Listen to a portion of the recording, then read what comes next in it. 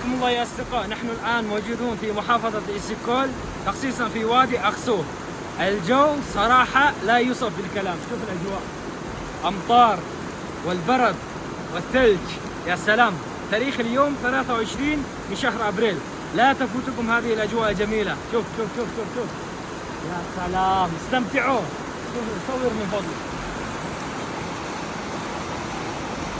يا سلام على الأجواء، برد برد.